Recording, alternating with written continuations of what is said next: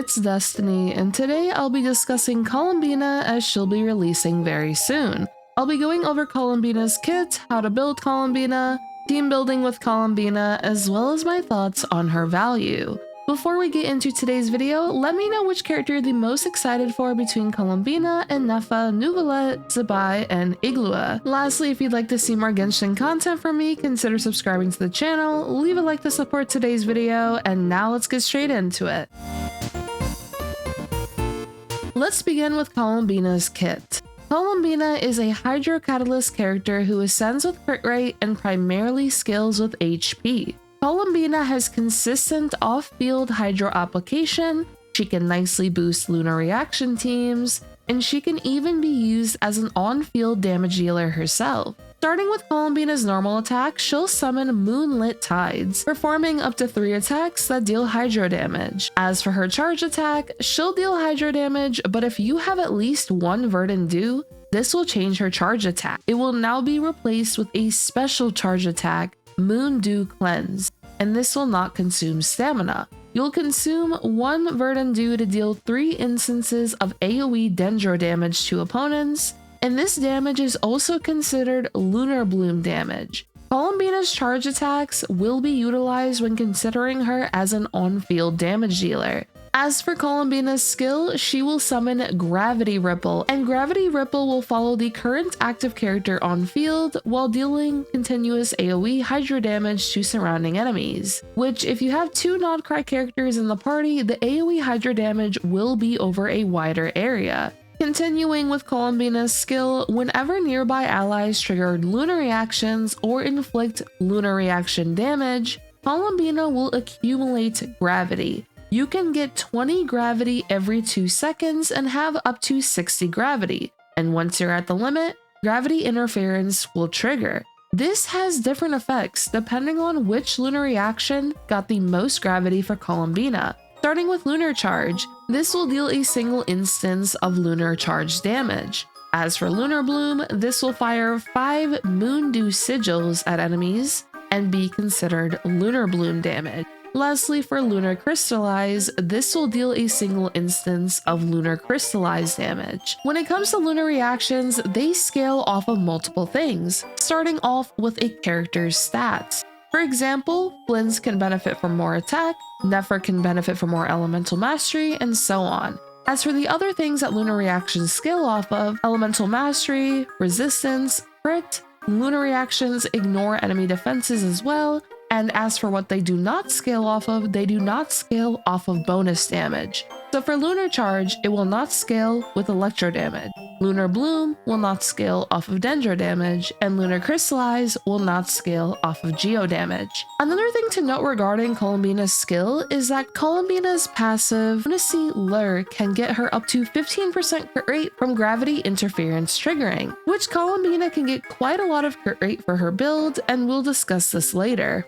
Moving on to Columbina's burst, she'll create a beautiful Lunar Domain and deal Hydro damage onto enemies. Lunar Domain will increase all lunar reaction damage by 40%, providing a nice boost to the power of your lunar reactions for your team. And similar to her skill, there are perks for triggering lunar reactions within the Lunar Domain thanks to her passive Law of the Moon. For Lunar Charge, when the Thundercloud performs lightning strikes against enemies, it now has a 33% chance to perform an additional lightning strike. For Lunar Crystallize, when Moondrift Harmony is triggered, every Moondrift has a 33% chance to inflict an extra attack. And lastly, for Lunar Bloom, this has a different effect. The party will get a special Moonridge Dew when triggering Lunar Bloom reactions, and up to 3 Moonridge Dews can be gained every 18 seconds. You can consume Moonridge Dew if you don't have Verdant Dew and generate Moonridge Dew alongside Verdant Dew as well.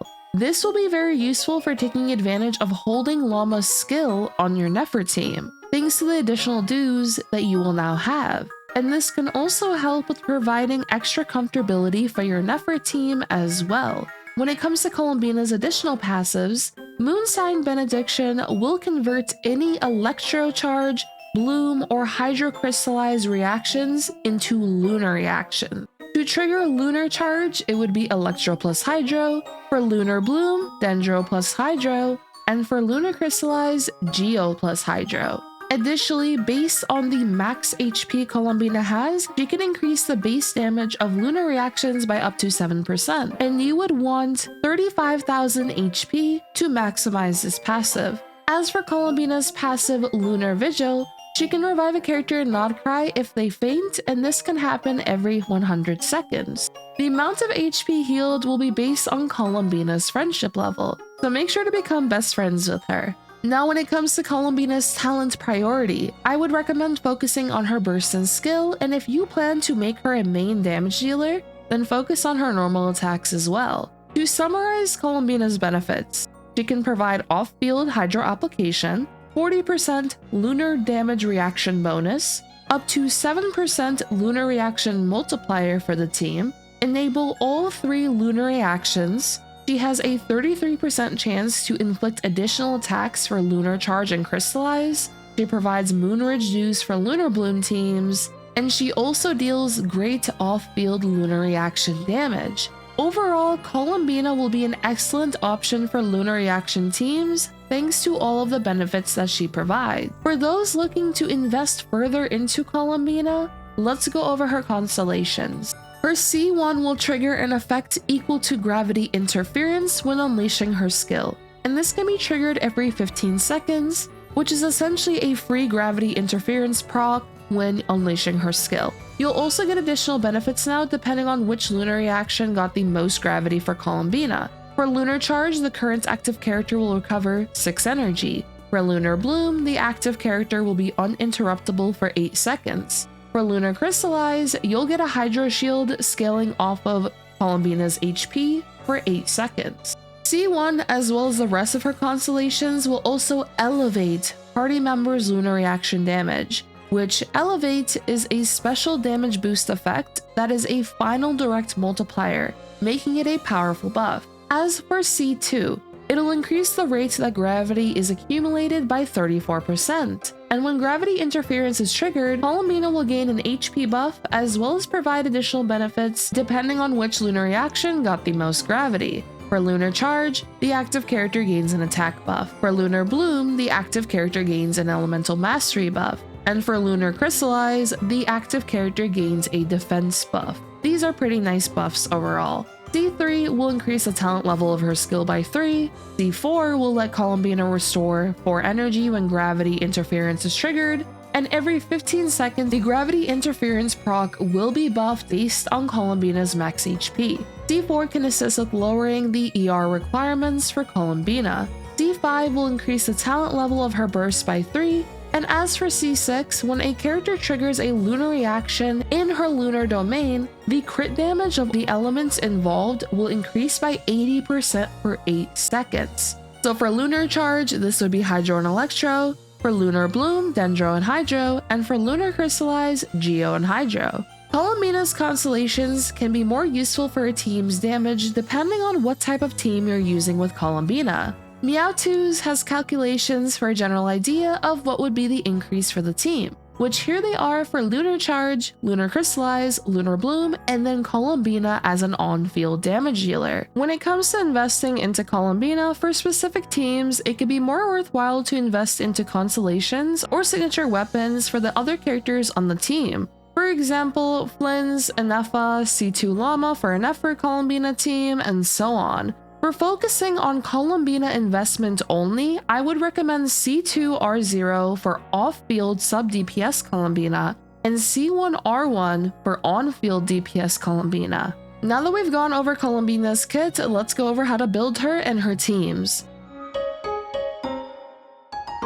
When it comes to building Columbina, her artifacts will change depending on what team you're using her on, as in certain teams, it can be more ideal to use Silken Moon rather than Morning Star, for example. Columbina's primary artifact sets she will take advantage of will be Silken Moon, Morning Star, Night Sky for main DPS Columbina, and for certain teams, she can even take advantage of Tenacity, for example if you're using her with Skirk. In general, for teams that someone else can be the Silken Moon holder, you can nicely take advantage of Morning Star. But in the case of a Lunar Charge team, you can use Morning Star on Ineffa and Silken Moon on Columbina. which I'll get into this more shortly. For her main stats, you'll want Energy Recharge or HP Sands. If you're able to reach her energy requirements without an Energy Recharge Sands, then you can go for HP, which if you do use Silken Moon on Columbina, this can further assist with her energy requirements. As for her goblet, you'll want an HP goblet, and lastly a crit circlet. For her circlet, Columbina will get a lot of crit rate through her ascension. You'll get 15% from her passive Lunacy's Lure, you'll get 10% from Lauma's passive, and if you use the Night Sky set on her, then that's an additional 30%, resulting in a whopping 79.2% crit rate before even accounting for your weapon choice, artifact subsets, and so on. In the case of main DPS Columbina who can nicely take advantage of the Night Sky set, I would definitely recommend aiming for a crit damage circlet. As for substats, you would focus on energy recharge for her requirements depending on your weapon choice, crit, HP, and elemental mastery. As for her weapon choices, her weapon performance will change depending on what team she's on. For example, here are some calculations from Meowtoo's on Columbina's weapons between Lunar Charge, Lunar Crystallize, Lunar Bloom, and main DPS Columbina. Her signature will be a great option, but there are also other options you can consider as well. Two very noteworthy options I want to mention though would be Prototype Amber and Favonius. Prototype Amber is a free-to-play weapon that has a HP Ascension, which helps with reaching the 35,000 HP to maximize Columbina's passive Moon Sign Benediction, and Prototype Amber will assist with Columbina's energy requirements due to you being able to gain back energy after using her burst. Plus, the weapon will also assist with restoring HP for the team, which can be helpful especially in sustainless teams. As for Favonius, it'll help with Columbina's energy requirements as Favonius has an energy recharge ascension, plus critical hits can assist with regenerating particles for Columbina. For those curious about using Sacrificial Jade on Columbina, you can do this, but you may end up overcapping on crit rate, so that is something to keep in mind of. Favonius and Prototype Amber will be very good choices for her, and as for her energy requirements, here is a chart made by Meowtoo's, and depending on the team as well as how many Favonius users or Hydro characters that are on the team, this can affect how much energy recharge you'll need for Columbina. On the top, it lists what type of team she's on, and on the side, it lists the weapon she has. So as for a quick example as to how to read this chart to figure out how much energy recharge you need for Columbina, let's say you're using Columbina with Nefer and Columbina is the only Hydro character on your team with no Favonius users, and you're using Columbina with her signature. You'll want around 180 to 189% energy recharge. Now that we've gone over weapons, let's go over teams. Let's start with our Nodcry DPS. For a Flins team, Columbina will be able to replace Ino and provides an excellent boost to Flins damage, especially if you also have Ineffa on the team. The team would be Flins, Ineffa, Columbina, and a flexible slot for your last character. I personally like Sucrose for the last slot as she'll be able to reduce enemies' elemental resistances with Viridescent Venerair. You could consider alternative 4th slot options though, such as Duran, Yahoda, and so on. Now for those that don't have Ineffa, you can use Fischl as she can enable the Hexdry buffs for the team in the case of using Sucrose or Duran as your 4th slot. Having Columbina or Ineffa appear to give a similar boost for a Flins team, but of course, having both together would provide a massive DPS increase for a Flins team. When it comes to the artifacts of the team, Flins would ideally have Night Sky, Sucrose would have Viridescent Venerair, and for Columbina and Ineffa, the new artifact set Morning Star and Moon would be better to put on Ineffa, and have Silken Moon on Columbina. Ineffa has more off-field damage in comparison to Columbina and can be a better holder of this artifact set for a Flins team. Something to also keep in mind of is that we will likely get a Columbina rerun before an Ineffa rerun, so if you only have enough Primo Gems to get one of them, that can be something to consider, and I would lean more toward Ineffa for a Flins team specifically. It is also worth noting that Columbina plus Ineffa can be used to help a lot of teams reach the 100k DPS or above range, with the last 2 slots being flexible on who you'd want to use. Generally, Sucrose would be a very nice pick and an on-fielder or another synergistic duo with Ineffa and Columbina. Part of me honestly wishes that Ineffa was on the second half rather than being on the first half with Columbina, as this would allow for more time to grind Primo Gems for Ineffa, while also picking up Columbina near the start of the patch. Regardless though, let's move on to Nefer. Columbina provides excellent benefits for a Nefer team when it comes to the buffs Columbina provides, as well as the Moon Ridge dues the team can take advantage of, allowing Lauma to take advantage of holding her skill in a Nefer team. For the artifacts, Nefer teams will want a Deepwood holder as well as a Silken Moon holder. Nefer would hold the Night Sky artifact set as well. In a Nefer, Columbina, Lauma, and Kuki team, Columbina can hold Morningstar, Lauma can hold Deepwood, and Kuki can hold Silken Moon. If you're using a team where nobody can hold Silken Moon except for Columbina, then you have Columbina hold Silken Moon. For example, let's say you ran a sustainless team of Nefer, Columbina, Lauma, and Nahida. Then you can use Night Sky on Nefer, Deepwood on Nahida, 2-piece Elemental Mastery for Lauma to aim for a higher amount of Elemental Mastery on her, and Silken Moon on Columbina. Other teams you can consider can be Nefer, Lauma, Columbina, and C6 Ino or Sucrose if you're looking at sustainless. But you can also use Ineffa as a final slot as well, or if you're using Ineffa on another team, you can use Kuki in the sustain slot as mentioned earlier. For those that are wondering about Lauma or Columbina, Lauma would be the more important character for Nefer teams, and even in the case of main damage dealer Columbina, as Columbina highly takes advantage of the buffs that Lauma provides. For comparison, here is a Nefer team without Columbina and with Lauma, and here's a Nefer team with Columbina without Lauma.